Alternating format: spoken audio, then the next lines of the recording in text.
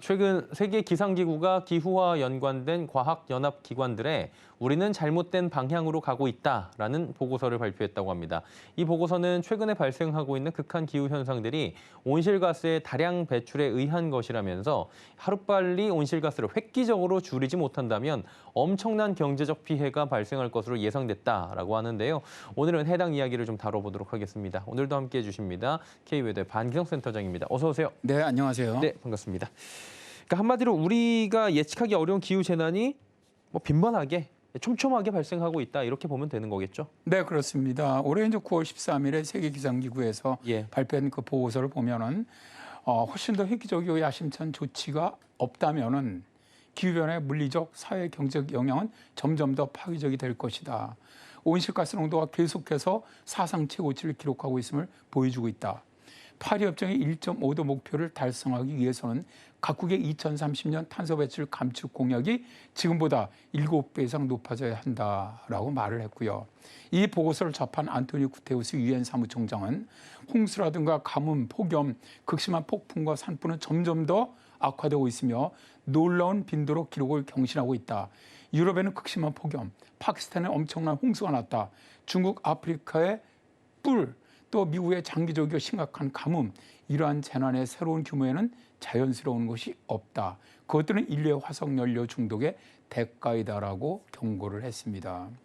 자, 과학연합의 보고서는 세계기상기구와 유엔 환경 프로그램과 유엔 재난 위험 감소 사무소와 세계기후 연구 프로그램과 세계탄소 프로젝트 또 영국 기상청 도시기후 변화 네트워크 등의 정보를 포함한 그런 내용들로 이루어졌습니다. 예. 해당 내용들 중에서는 기후변화 일으키는 물질, 온실가스 농도가 급속하게 증가하고 있다. 이런 문제에 대한 언급도 있었다면서요. 네, 그렇습니다. 일단 그 세계기상기구 안에 글로벌 대기 예. 감시는 대기 중에 이산화탄소라든가 메탄 및 아산화질소 등 온실가스 수치가 계속 상승하고 있다라고 밝혔는데요. 팬데믹 기간 동안 그냥 2020년이죠. 이때는 일시적으로 이산화탄소 배출량이 감소를 했는데 2021년과 2022년에 이산화탄소 농도가 계속 증가하고 있음이 관측되었죠. 2022년 5월 마우나로아의 이산화탄소 농도는 420.99 ppm으로 그 전년보다 1.86 ppm이 증가를 했는데요. 글로벌 탄소 프로젝트의 분석에 따르면 2021년 전 세계 화석 이산화탄소 배출량은 광범위한 봉쇄로 2020년 5.4%가 감소한 이후에 2019년 팬데믹 이전 수준으로 되돌아갔고요. 그러니까 2021년이죠. 예. 그리고 지속적으로 이산화탄소 배출량을 줄이던 유럽 등의 국가에서 최근에 에너지 위기로 인해서 다시 이산화탄소 농도가 증가하고 있다라고 밝혔는데요. 특히 글로벌 탄소 프로젝트는 토지 이용 변화에 따른 온실가스 배출량의 4분의 1은 국가 간 식량 무역과 관련이 있고요. 또 그 중에서 4분의 3 이상은 방목을 포함한 농업을 위한 토지 개간 때문이라고 밝혔는데요. 유엔 환경계획은 2030년의 새로운 국가 완화 공약은 온실가스 배출을 낮추는데 어느 정도 진전은 약간 있지만 예. 충분하지 않다라고 밝혔는데요. 온난화를 2도로 제한하기 위해서는 4배, 1.5도로 제한하기 위해서는 현재보다 7배 온실가스 감축 목표를 더 높여야 한다라고 주장을 했습니다. 예. 그리고 기후변화가 가장 큰 영향을 주는 게 바로 극심한 도시화 지역이라고 하던데 맞습니까? 그렇습니다. 지금 사실은 세계 도시화가 정말 심각하죠. 그렇죠. 예. 도시기후변화 연구 네트워크는 전 세계 인구의 55%인 42억 명이 거주하고 있는 도시는 인간이 배출하는 배출량의 70%를 지금 책임지고 있고요. 강수량 증가라든가 해수면 상승 가속화라든가 또 급성 및 만성 해안 홍수 또 극심한 더위와 같은 기후변화의 영향에 아주 매우 취약하다라고 밝히고 있는데요. 보고서에서는 세계적으로 2050년대까지 970개 이상의 도시에 사는 16억 명 이상의 사람들이 최소 35도에 도달하는 3개월 평균 온도에 정기적으로 노출될 것으로 전망을 했습니다. 한 예로 2022년 3월에서 5월 사이에 인도의 델리는 5번의 폭염을 겪었고요.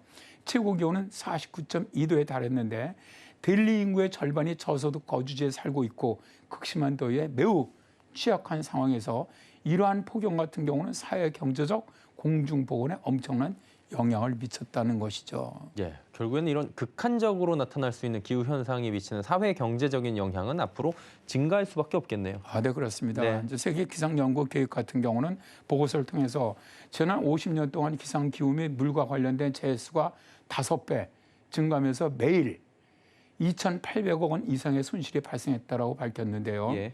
자, 기후과학이 발달하면서 인간이 초래한 기후변화와 폭염, 폭우, 열대성 사이클론 등의 극단적 현상 사이의 연관성에 대한 증거가 강화됐다라고 말하면서 극단적인 날씨 사건은 특히 가장 취약한 지역에서 오랫동안 지속되는 사회경제적 영향을 미치고 있고 이들은 재난에 대응하거나 또는 복구할 여력이 없다고 말하고 있습니다. 자, 세계 기상기구는 기후변화가 강우의 강도를 증가시켰을 가능성이 있다는 것을 발견을 했는데요.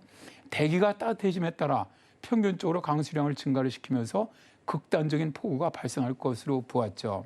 세계 기상기구는 인간이 일으킨 기후변화로 인해서 영국의 폭염이 최소 10배 이상 발생할 가능성이 높아졌다라고 밝혔는데요.